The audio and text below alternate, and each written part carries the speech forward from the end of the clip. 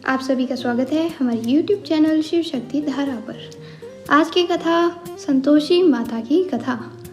चलिए प्रारंभ करते हैं। मन को शांति और जीवन के दुखों से छुटकारा पाने के लिए माँ संतोषी का व्रत रखा जाता है। शास्त्रों के अनुसार संतोषी माता की पूजा और व्रत लगातार 16 शुक्रवार तक किया जाता है।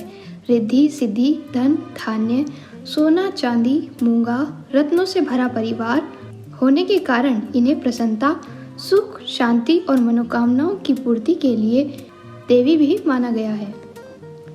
संतोषी माता व्रत कथा। एक बुढ़िया थी, उसके एक ही पुत्र था। बुढ़िया पुत्र के विवाह के बाद बहू के घर के सारे काम करवाती थी, परंतु उसे ठीक से खाना नहीं देती थी। यह सब लड़का देखता पर माँ से कुछ भी नहीं कह पाता। बहू दिन भर काम में लगी रहती, उपले थापती, रोटी रसोई करती, बर्तन साफ करती, कपड़े धोती और इसी में उसका सारा समय व्यतीत हो जाता।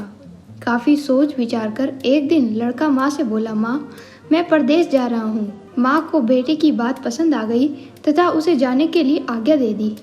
इसके बाद वह अपनी पत्नी के पास जाकर बोला, मैं परदेश जा रहा हूँ, अपनी कुछ निशानी दे दे। बहू बोली, मेरे पास तो निशानी देने योग्य कुछ भी नहीं है। यह कहकर वह पति के चरणों में गिरकर रोने लगी। इससे पति के जूतों पर गोबर से सने हाथों से छाप बन गई। पुत्र के जाने के बाद सास के अत्याचार बढ़ते गए। एक दिन बहू दुखी हो मंदिर चली गई। वहां उसने देखा कि बहुत सी स्त्रियां पूजा कर रही थी।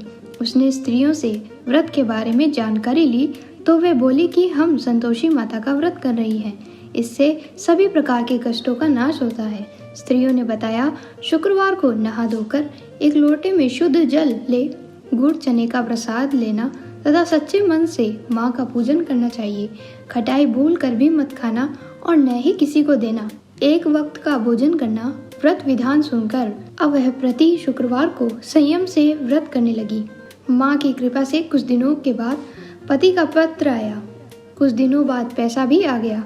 उसने प्रसन्न मन से फिर व्रत किया तथा मंदिर में जा अन्य स्त्रियों से बोली, संतोषी माता की कृपा से हमें पति का पत्र तथा रुपया आया है। अन्य सभी स्त्रियां भी श्रद्धा से व्रत करने लगी। बहू ने कहा, हे माँ, जब मेरा पति घर आ जाएगा तो मैं तुम्हारे व्रत का उद्यापन करूंगी। अब एक रात संतोषी माँ ने उसके पति को स्वप्न दिया और कहा कि तुम अपने घर क्यों नहीं जाते हो? तो कहने लगा, सेठ का सारा सामान अभी बिका नहीं, रुपया भी अभी आया नहीं है। उसने सेठ को स्वप्न की सारी बात कही तथा घर जाने की इजाज़त मांगी, पर सेठ ने इनकार कर दिया। माँ की कृपा से कई व्यापारी आए, सोना चांदी तथा अन्य सामान खरीद कर ले गए। कर्जदार भी रुपया लौटा गए। अब तो साहूकार ने उसे घर जाने की इजाज़त दे दी। घर आकर पुत्र ने अपनी माँ व पत्नी को बहुत सा रुपया दिए। पत्नी ने कहा कि मुझे संतोषी माता के व्रत का उद्यापन करना है। उसने सभी को न्योता दे उद्यापन की तैयारी की। पड़ोस की एक स्त्री उसे सुखी देख ईर्ष्या करने लगी। उसने अपने बच्चों को सिखा दिया कि तुम भोजन के समय खटाई जरूर मांगना। उद्यापन के समय खाना खाते खाते बच्चे खटाई के लिए मचल उठे तो बहू ने बहुत सा पैसा देकर उन्हें बहलाया, परंतु दुकान से उन पैसों की इमली खटाई खरीदकर खाने लगे तो बहू पर माता ने कोप किया। राजा के दूत उसके पति को पकड़कर ले गए तो किसी ने बताया कि उद्यापन में बच्चों ने पैसों से इमली खटाई खाई है। तो बहू ने पुनः व्रत के उद्यापन का संकल्प लिया। संकल्प के बाद वह मंदिर से निकली तो राह में उसका पति आता दिखाई दिया। पति बोला, इतना धन जो कमाया है उसका टैक्स राजा ने मांगा था। अगले दिन शुक्रवार को उसने फिर विधिवत व्रत का उद्यापन किया।